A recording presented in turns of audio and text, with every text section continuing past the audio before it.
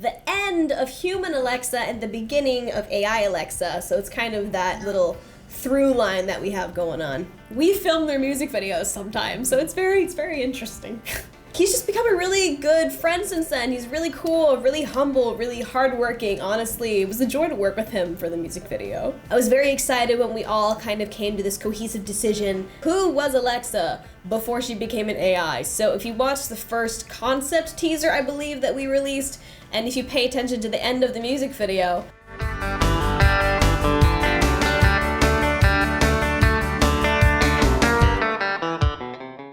Monica. I'm a senior journalist at Bollywood Hungama, and today we have with us the fierce, the charming, the amazing, and people call her Kim Possible of K-pop, AleXa! Hello, Monica. Wonderful to see you. Oh my God, it's been what? It's been 2 years. Oh my God, it's been 2 years. Wow. When I met you, you were a trainee ready for debut, and now you're already doing so well. How is this, like, how is this journey for you? Like, what is happening? Tell us. Yeah, I mean, it has been 2 years since I have last seen you. I was a wee little trainee when you first saw me, but we have debuted since then, and yeah, it's been a wild ride, but I've enjoyed every step of the way so far, and I'm very honored that you have been a part of my journey. So, yeah. It's been what, 2 years? You'll be completing 2 years since your debut. Wow. Yeah, wow. It's been about 2 years since I debuted. Wow, that's crazy. Wow. 2 years.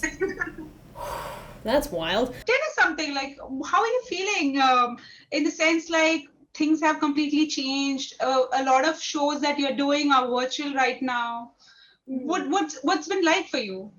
I mean, yeah, for sure. When I first came to India, it was before the whole pandemic hit, and thankfully, when I debuted, there were a few months I had that were pandemic free and safe, of course, to perform and everything. But then around when my first comeback, Do or Die, happened, way last February, I believe, that's when the pandemic first really hit. And so that gave a lot of new restrictions for, like, K-pop artists, K-pop idols and everything. Like, audiences could no longer come in to watch. Like, fan signs and everything were still happening, but it was a little bit more, what's the word I'm looking for? Different safety precautions were taken, so it's been very difficult to meet fans one-on-one, like the wonderful opportunity I had in India, but we've been working through promotions safely to the best of our ability, getting tested when we need to get tested, wearing masks, washing hands, of course, and yeah, we're just doing what we can to stay busy during these times. Right. Let's talk about your recent release, Xtra. It's so wild. It is not something that I would have expected, because you were doing very, very, like, sci-fi kind of comebacks, and I'm like, okay, this is poppy. This is very Y2K, and this is so vibrant for Alexa. And this is something Alexa's vibe is also like that, right? Mm-hmm.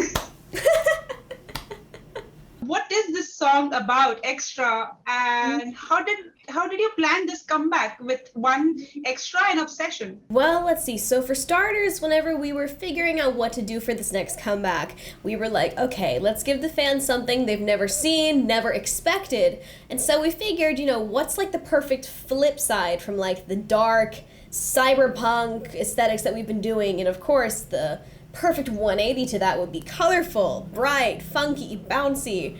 And so that's how we kind of got inspired with all these bright colors, this new sound, the aesthetics. Yeah, we just wanted a complete like 180 from what the audience has previously seen. What is the theme like for you? What when they told you that this is going to be the concept and it's going to be like very poppy, summery, but very vibrant, what was your reaction? Like, I'm not wearing those huge boots. That was definitely part of it. And like, wait, you're telling me I don't have to dance in Demonias this time? wild. I mean, thankfully, like, my team and I work very closely together, hand in hand. We collaborated on these ideas, and so we, like, collaboratively thought, this would be the good concept to go for. So I was very excited when we all kind of came to this cohesive decision that, okay, these are the aesthetics, this is the sound, and this is the image we're going to go with for this comeback. I was very, very happy to finally give you guys a little something different. Well, I'm not yet skilled enough to know how to produce, so to say, but for this album specifically, and for other albums, I've participated in the lyric writing for things, but specifically for Reviver, I personally wrote lyrics for and helped co-create the top line, the melody for the B-side track Obsession. So that was a first time for me, and I'm very, very pleased with how it turned out. Very happy with how the whole process went. How did you approach BM for this? And secondly, was there a decision that he was not like the rapping parts were not there or something like that, or he was just gonna be in the dancing section? I do know that when the music video first came out, there was a lot of confusion with the title, as it said, with BM of KARD. But I dare you to notice that it says with BM, not featuring BM. While I wish I could have featured him on the track, this was just, my solo comeback, of course. But that's not to say that, I wouldn't want to, collaborate with him in the future, if at all possible. DSP, please. Thank you. But, no, I mean, he's just a homie. He's a real bro. I got to get to know him through Get Real. I went on their podcast on Dive with Ashley and Peniel. He's just become a really good friend since then. He's really cool, really humble, really hardworking. Honestly, it was a joy to work with him for the music video. One thing I have to mention, I don't know where I read it. Somewhere I read it. This was AleXa before she got hit by that weird tower in that extra teaser, and that's when she died and then returned as an AI, and then then the AleXa universe happened. I'm like, mind blown. I mean, that's the storyline that we wanted to go with for this. Basically, Xtra ties into the rest of the AleXa universe because we wanted to present to the audience, who was AleXa before she became an AI. So if you watch the first concept teaser, I believe, that we released, and if you pay attention to the end of the music video, it's kind of also tied into why we called the album Reviver with the capital R's. It's a palindrome. So this music video, this era, all just represents the end of human AleXa and the beginning of AI AleXa. So it's kind of that little through line that we have going on. Basically, it was a prequel. Yes. Has it ever happened that someone has cracked the entire code of AleXa universe? I look on Twitter and social media a lot, but I don't think anybody's particularly pieced everything together yet, but people have been close. There have been people that have been pretty close. I understand you know the concept of it, but did you understand at the beginning all the trilogy?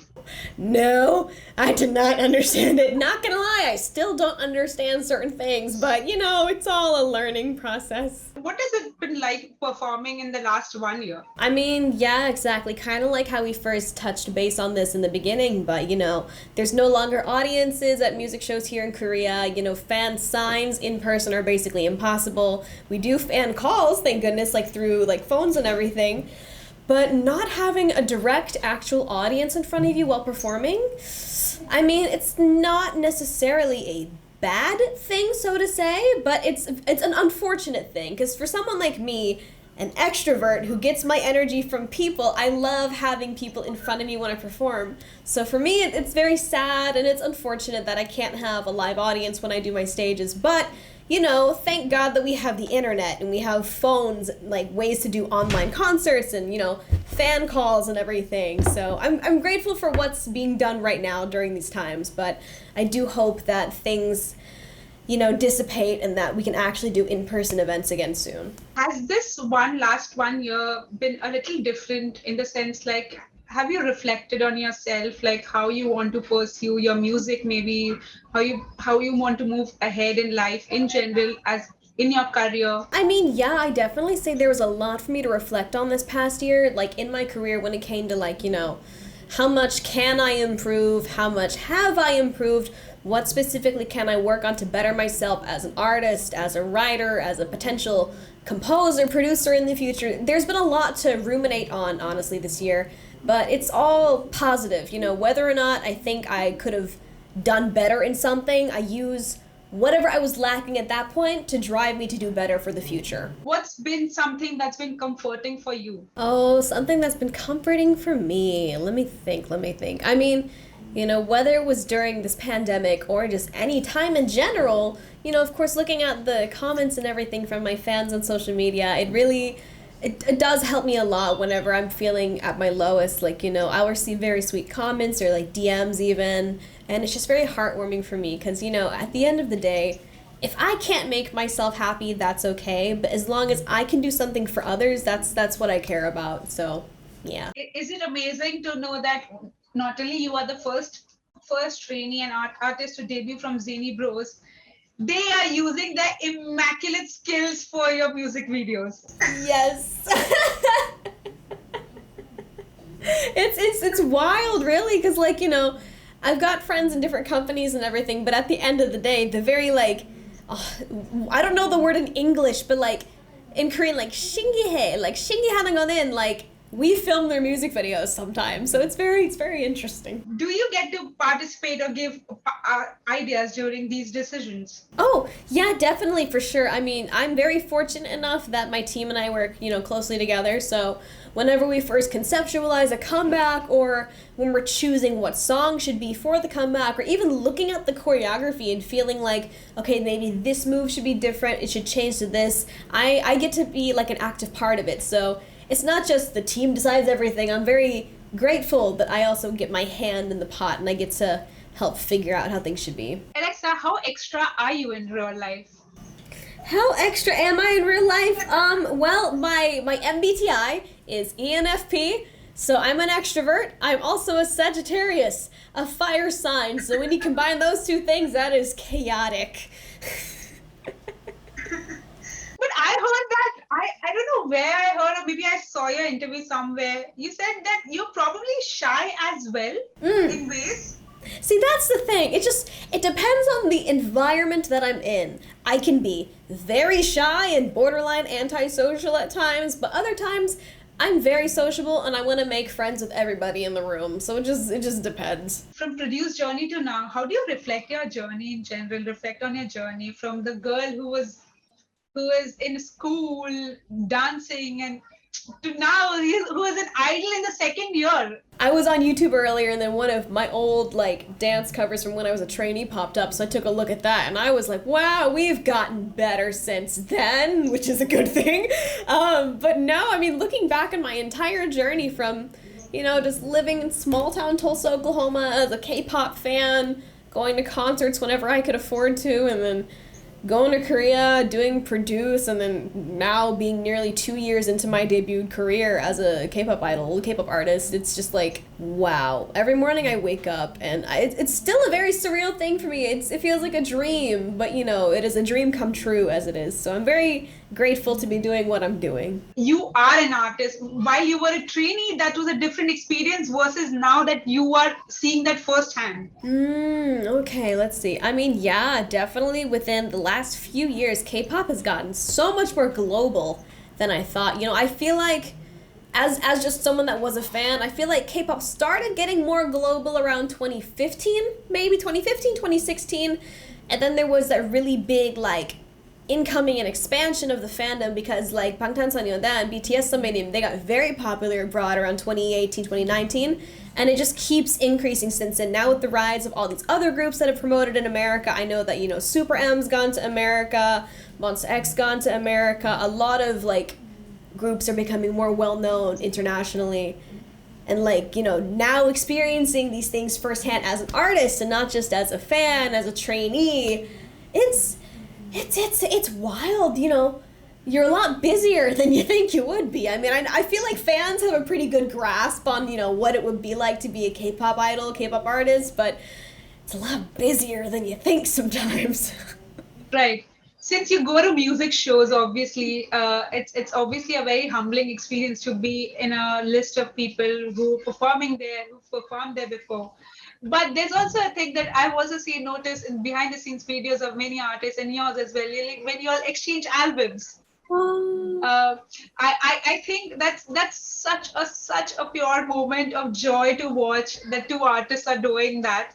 Uh, the first time that you had to exchange your album, the debut album with someone, what was that experience like? It just like what did you what is overwhelming to just like I am giving my album or something like that? It was, oh my goodness. I mean, nowadays with the pandemic, unfortunately, it's something that can't really be done for safety precautions, of course. So it's a little unfortunate because I've been promoting with people that I really look up to and I really would have loved to like greeted them and given them an album, but of course, safety first.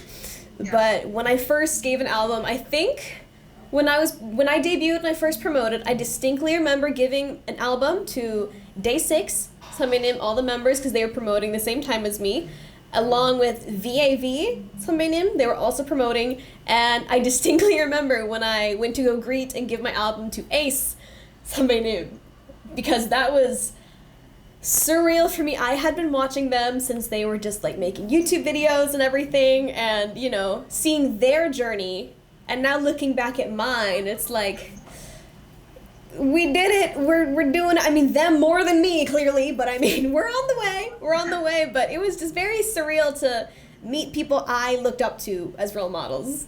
As a performer, what is something that you really focus on a lot when it comes to stage performances? What is the one thing that's always your focus on? What do I typically focus on stage? Well, I feel like there's two different answers for this. Like, the first answer would be when I'm doing music show promotions, like here in Korea, my number one focus is typically always find the cameras, because there's always like 7 to 9 cameras you gotta find, and you have 2 rehearsals, but during the live show, if you don't look at that camera, you wind up not looking at the camera, so you gotta, grab those. But the second point of focus would be throwing it back. I wasn't exactly a artist idol yet, but when I came to India to perform live, and then I also went to Singapore after debut, and I performed in front of a live audience. My second focal point would be, focusing on the energy of the audience. Seeing what I could do to keep their, energy up. I think last year, I don't know where it was Decoherence or something. I was watching one of the videos, and I think at the time you had not met Jessie, but since then you have. Yes. And not only you were on stage. The boys' Kevin was there. I think there was Nunu Nana. I don't know what was happening. Yes, actually, I had mentioned not too long ago during Revolution promotions when I was on the K-pop Daebak show with Eric Nam at Dive Studios, how I wanted to meet Jessie because she's somebody that I look up to in the industry.